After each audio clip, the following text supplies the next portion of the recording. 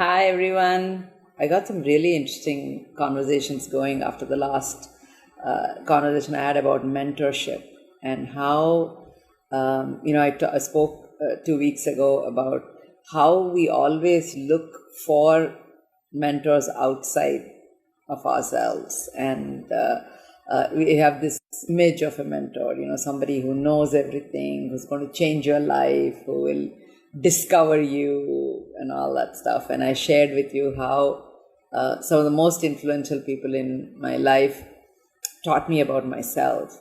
So while I was talking about that, I spoke about at that time, my business partner, a great friend, Kamran Ilahian, who lives in the Bay Area. So I have to tell you the story of how my friendship with Kamran started, and what I learned about mentorship. So first of all, hello to everybody. We have Sandhya Goli, we have Krishnakant, we have, I'm trying to read Nikita and Pukarwala and Srinivas Vadapalli, and a lot of people have joined. So thank you. We have Vipasha, we have Rakesh. So if you have any questions or if you have any insights, anything you want to share, just type it up and I'll read it. So this is a very interactive conversation about mentorship. So I have a story to tell you. So I went to meet with Kamran, and I really liked him. I mean, he's been a serial entrepreneur, venture capitalist, and he was at that time interviewing me for one of his portfolio companies. And he came from Iran as a 19-year-old and started companies and been extremely successful in Silicon Valley. And both he and his wife Zore are very well-known philanthropists in the Bay Area. And so I really liked him. And I went to him and I said, it's very nervous to ask someone for something, right? So I still remember it was about 8 o'clock, 8:30 in the evening. It was quite late already. And he had a bunch of meetings, and Kamran's strength is he has an amazing chief of staff called Marilyn Ahern, and she's been working with him, I think, for the last 30 years or something, and she's absolutely amazing. So Marilyn was also there, and she finally said, okay, I can go meet him. And so I went in, I met him, we had a good interview, everything, and hi Akshay. And as I was leaving, I told him, I said, Kamran, can I ask you something? So he said, yeah, sure, anything. So I said, I really want you to be my mentor, So he said, what do you mean by that? I said, I really need to talk to somebody who can give me strength, who can know my strengths and weaknesses, and who can be my guide. And I really love everything you have done so far. I've met a lot of the people who've been your friends, and they told me you're a great mentor. I really want you to be my mentor. So now, mind you, it's already 8 or 8:30 in the evening. And he said, okay, how much time do you have? I said, look, I have all the time in the world. So you tell me. So he says, okay, sit down. So I sat down. And he said, let me tell you a story. And when you meet Kamran, you'll know that Kamran doesn't hurry through conversations. Like, I talk very, very fast, and I want to Kamran is very, very poised, slow, very articulate. So he said, let me tell you a story. So I sat down. He said, this is the story of a child who goes to the zoo. And in the zoo, he sees a huge elephant that is tied to a small pole by a thin rope. And the elephant is standing there. And there's a very short fence. The fence is not really that big. So the elephant is extremely sad. So the little child asks the zookeeper, why is the elephant sad? So the zookeeper says, see, the elephant doesn't want to be in the zoo. And see, little over there, in half a mile from here, there is that thick forest. and the elephant really wants to be there. So now the little child is really perplexed. He says, what's stopping the elephant?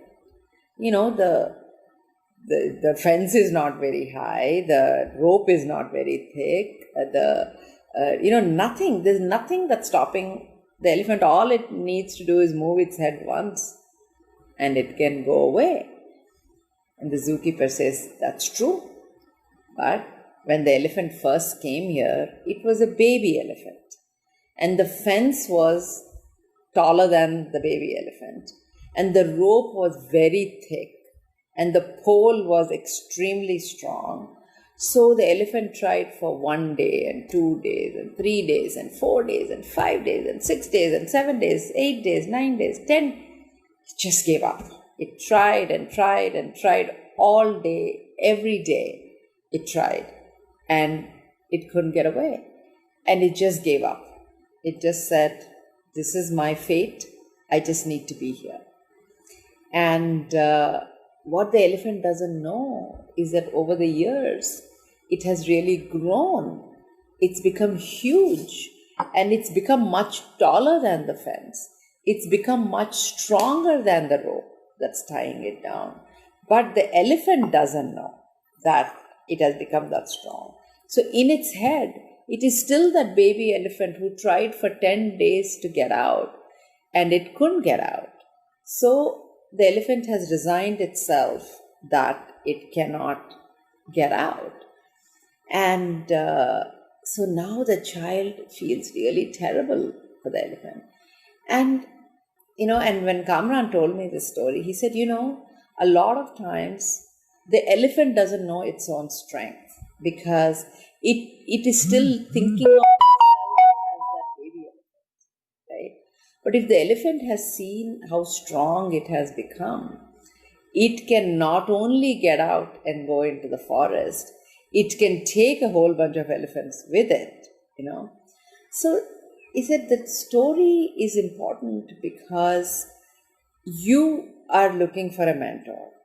In your head, you're still that 20-year-old who has, left Hyderabad to go to Bombay, or that, a few years later who left Bombay and went to the Bay Area. You started looking for a mentor at that time, when you're in your 20s, when you're young, when you wanted to learn. And now, after working at Intel, after being an entrepreneur, all these things, you have become that mentor. You have become that, elephant that is huge and powerful and smart, and not that baby elephant that was looking for something and didn't get. And so he said, the truth is, you are that mentor to yourself. Not only that, you can be a mentor to others.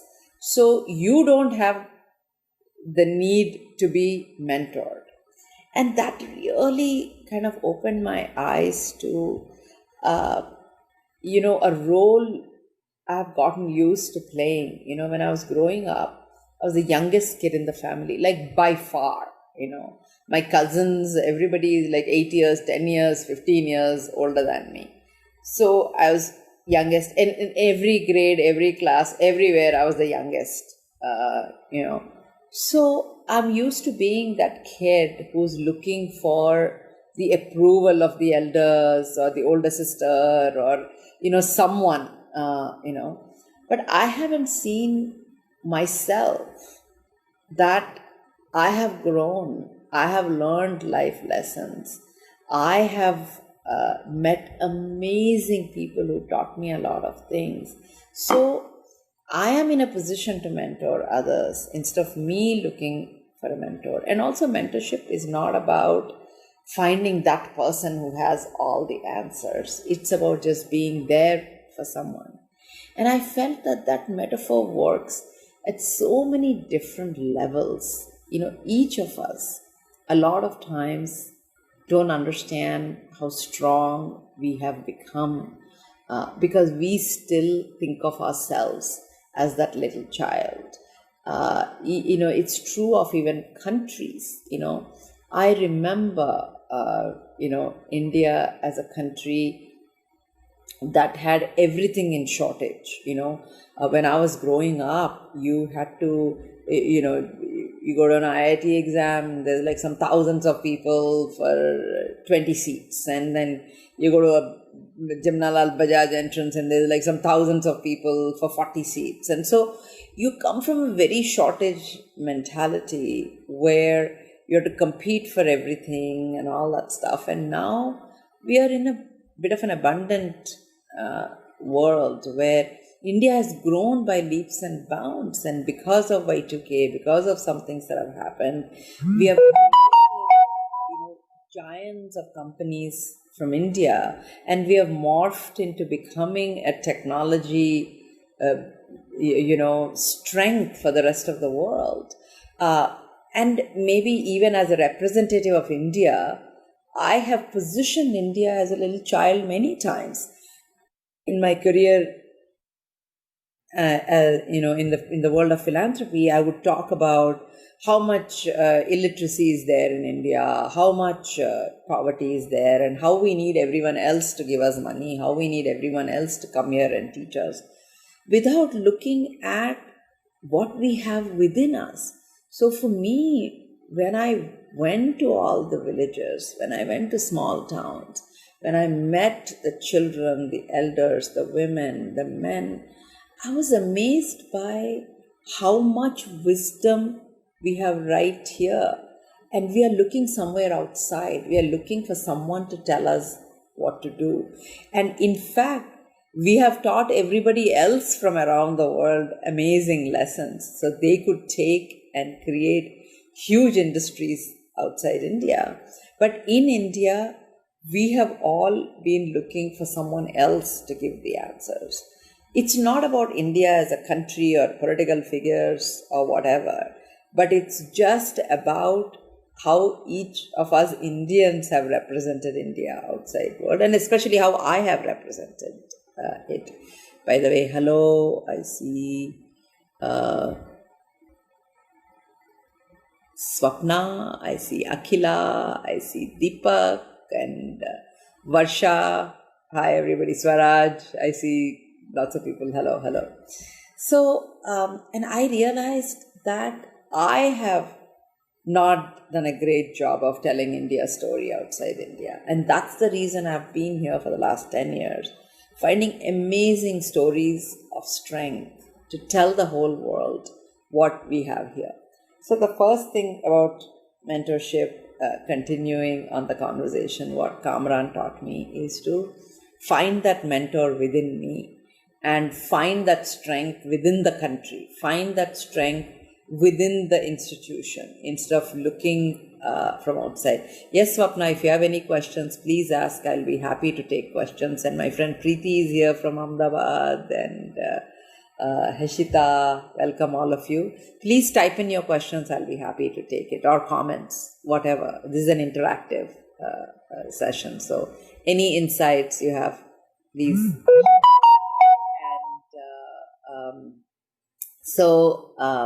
So thanks, Preeti. Preeti, by the way, has contributed a lot to my wardrobe. So I'm missing it, Preeti. You have not been coming to Bangalore. So my kurtis and chunnis are suffering because of that. So anyway, so the second story I want to tell you, I've talked about how we need to find the mentor within ourselves. And Preeti is asking what was my most meaningful mentoring experience. So the story that I shared of seeking a mentor and having that person tell me that I need to find the mentor within myself was the greatest mentoring experience for me. And a lot of things, last time I also talked about reverse mentoring. It's not about me mentoring somebody, but how I learned from others. So second one is a story about Anu joined from California, Pankaj. So this is about, we have a fellows program. So every year we pick 20 amazing people and they become fellows, they tell their stories. So one of the stories that really, really touched me was Arunima Sinha. See, the thing is, the reason I'm telling her story is that it's easy to find the strength within ourselves when things are going our way, So how do we find the strength within ourselves when things are not going our way? So Arunima Sinha, amazing athlete, and she was in the national volleyball team, total fighter, and she was traveling by train to go to one of the competitions. Now you're an athlete, you're very physical, you're out there, you're playing and all that stuff. So she was going by train, and somewhere it stopped at a platform or something like that. Somebody tried to, her train got broken into. There were thieves in the train, and it is a running train, and they tried to take her gold chain. She had a gold chain in her neck, and she didn't want to give it, and she's a fighter, she's a sports person, she's a fighter, right? So she fought. And the thugs not only grabbed the chain, they picked her up and threw her off the train, off a running train. And she fell on the train tracks that are next to her. So, and then first of all, she was hurt. And then, just imagine her luck, another train came. And the train went over her legs, cutting off her legs. Now she's laying in these train tracks at some god-awful hour, not a big station or anything of that sort. And she's bleeding for hours. She's in pain. And she's keeping herself alive for hours, hoping somebody would find her. So many hours later, they found her and they rushed her to the hospital, and they had to amputate both her legs. Now, just imagine, you're a sports person, you're on your way to play volleyball, you're a national volleyball player, and you cannot walk. You lost both your legs. I mean, that is like the worst possible situation one can be in. And she was in the hospital for weeks, and there were all kinds of rumors that it was not really a chain that was snatched. She was trying to commit suicide because something that has happened. Whatever, there's all sorts of rumor mills going. And she suffered through all that with her strength. And the day they were releasing her, this woman with 2 stumps and artificial legs, she says, I want to climb Mount Everest.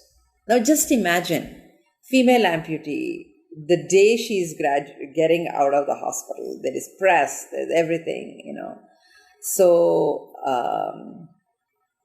she loses her legs. So, Swapna, I got your question about how do we get good mentors to our kids. I'll answer it after I tell the story. So what she said was that actually her talk is there on inktalks.com. You should listen to it. It's in Hindi. It's an amazing talk. And she said that I didn't know how I was going to do it. I just decided that to have that belief in myself again, to become strong again, I had to prove to myself that my strength has nothing to do with my legs, whether my legs are there or not. And that's why I chose to do something else. I mean, it's impossible for her to go play volleyball or anything of the sort, unless you are in Special Olympics or so. But what can she do like anybody else? That's what she wanted. So she said, I'll climb Mount Everest. And then she went to the Mountaineering Institute. She met Bachendri Pal and she met all the people. She went to the Mountaineering Institute and learned how to climb. I mean, having all my faculties, etc., cannot think of climbing Mount Everest. I mean, it is as rigorous as can be. And I have climbed mountains. I have done mountaineering. And still, I find it very, very difficult to imagine something of the sort. Now, imagine her climbing Mount Everest. First of all, she had to learn how to walk with her artificial legs. Then she had to learn how to climb. And she tells the stories of, as she's climbing, it's gets extremely cold and sometimes the leg comes off or the becomes loose and you have to tighten it. And to do that, you have to take the layers of gloves off and you have to tighten it, and and you can't have your hands out for too long because you'll be frostbitten. But to put this leg back on, you need to do that very, very quickly and then put the gloves back on. She was the first female amputee to climb Mount Everest. And not just that, she has climbed the tallest peak in every continent, and she doesn't have, and mountaineering is a very expensive sport. She didn't have the money. She raised the money and she went and she gives talks. And when she gives talks, she charges a fee. She says that if your audience is getting something from me, why shouldn't I fulfill my dream? So she charges a fee. She collects all the fee. She supports her entire family, her sister, brother-in-law, mother. They all support her. Her brother-in-law goes on a lot of the climbs with her. She has an assistant. So her whole family has decided that they're going to rally behind her success. So they have given up their own journeys to make her successful. That means she's the sole earner for the family. And so she has, from a situation where she lost her legs, she has become one of the most talked about mountaineer. Larry, you're saying that it's an inspiration, what's a story of strength? And it's absolutely, absolutely true is that. So what I wanted to bring out in this is that it's easy to find the mentor within us, the strength within us when things are going well. But when we can find that strength within us, when nothing is going our way, for Arunima to have that belief in herself that she would be able to do it without her legs is what is of importance here. It's not her saying something that's easy for her. It's to say something that's very difficult for her and trust the strength within her. So the second thing is about finding that mentor within you when things are not going well. We are all going through a very tough situation right now. We don't know when we are going to come out of it. It's not like there's a crystal ball that somebody can see and say, hey, on such and such date, you'll be able to open your company. On such and such date, you'll be able to do something. It's not true. So how do you do that? So now let's come to the question of how do we find great mentors to our kids? So one of the things I'll tell is that show them stories like Arunima Sinha's. Actually, I don't mean to give a plug, but it's there. If you go to inktalks.com, every story is inspiring. One of the disservice we do with our children is, or in general in this world, is that we feel only famous people are mentors. The best sports person, the best business person, the best politician, famous people who are always written about. You always want to be mentored by Amir Khan or Shah Rukh Khan and not by, the acting teacher who's down the street from your house. But in fact, that teacher can truly be a great mentor for you. So I think for our children, we really need to show them ordinary people doing extraordinary things.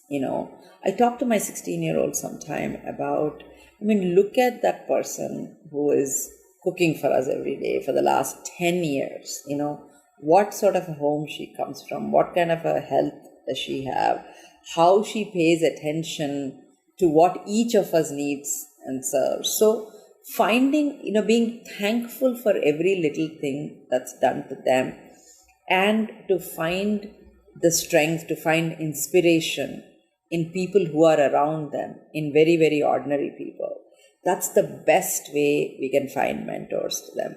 The second thing is that whatever they are interested in, how can we find a mentor in that field? If they're really interested in writing, can we connect them to the writer? If they're really interested in sports, can we connect them to somebody in sports? Again, the goal is not about, okay, I'll introduce you to Chitra Divakaruni, who's a great writer, so she'll help you how to publish starting tomorrow. It's not about that. It's about how can that mentor make your journey pleasurable? How can that mentor make you see the strength that you have? And sometimes the people who put you ahead of themselves are not the people we usually go after. Because you know what? The famous ones have no time to meet you. Yeah, once in a while you might meet them and even take a picture with them, but they don't have the time to mentor you. So mentorship is really about spending time together, and learning a lot about them, being inspired by them, learning lessons out of them. So if you want to mentor your children, take a story like Arunima's, let them see and say, what did you learn from it? Discuss it. Show them Bhavesh Bhatia, who's a blind entrepreneur who makes candles and who will not take a penny of charity from you. And he'll say, buy candles from me. Or, there is so many stories. Or a Gadadhar Reddy who's creating materials out of, after nanotubes that are going to someday make mission to Mars possible. There are scientists, there are artists, there are amazing people doing amazing work. Mentorship is not about finding that one person who's going to somehow change your life. It's about finding a group of people, finding a slew of stories that will let you find the strength within yourself. The best we can do is have our children find the strength within themselves. So I still don't know how to do it. I'm saying all these things. I haven't figured it out. My son loves sports and I don't know ABC of sports. I never ran a mile in my life till I went to Portland, Oregon, So I don't even know how to coach him. So I talk to people who know about it and say, share something about it. So you need to go beyond yourself sometimes to connect your kids to what they need. So I hope that answers your question. The last thing I want to end by saying, a lot of the times the mentors, the inspiration is actually all around us. As I shared with you, we have a fellows program. And I always say that it's the best way to have hundreds of children without giving birth to them. Some other mother has done the hard work and we pick the best ones and we make our fellows. And I'm just amazed by how they have taken charge now. So we have a fellows committee. She says, my daughter is a toddler now and we are a nuclear family. So it's me with whom she spends most of her time. Maybe she observes me the most. Yes, she's observing you, but let her observe others. You have somebody who comes into your house and works with you. You have somebody you can show her, like these stories, you can show her through the screen. You can have her talk to her grandmother, by Skype and tell her the stories. There's a lot of things you can do. So I want to wrap up by saying, I really want to give a shout out to our fellows program. They have taught me something new. They said, we want to take charge of the fellows program and we want to see how we can raise funds for it, how we run it, how we can meet each other. So they have started something called coaching circles. So Shubhendu, who some of you may have met, we had a Hindi interview with him, and Shiloh, who you've met, and Sandy, who's an amazing chef. The three of them came together and then they gathered like 15 other fellows and they have become the Fellows Council and they've started coaching each other and coaching others on how to move forward in their journeys and how to bring that circle together. So I am learning so much from them. I'm going to go through my first coaching circle on Thursday with them. So I learned how we can coach each other as peers. So I think I want to wrap up by saying that mentorship is threefold. First thing, as I shared you about Kamran, the strength is within you. Find first if that strength is there. Second, as I told about Arunima, find that mentor in you, that strength in you, even when things are not going your way, or especially when things are not going your way. And finally, about what I talked about our fellows. Find a coaching circle. Find people who are your peers, and say 4 of us or 6 of us, let's get together. And each of us are going to coach the other 5. Because you are all going through similar situations, you can help each other the most. Respect their privacy. Just because when somebody shares something, it doesn't mean you have to go and tell everybody else about it. Respect their privacy and be there for each other.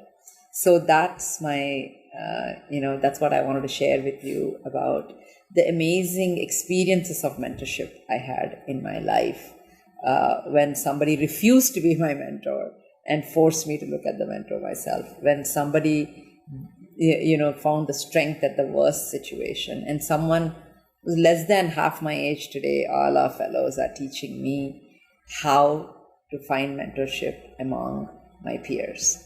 So with that, I sign off. Bye-bye.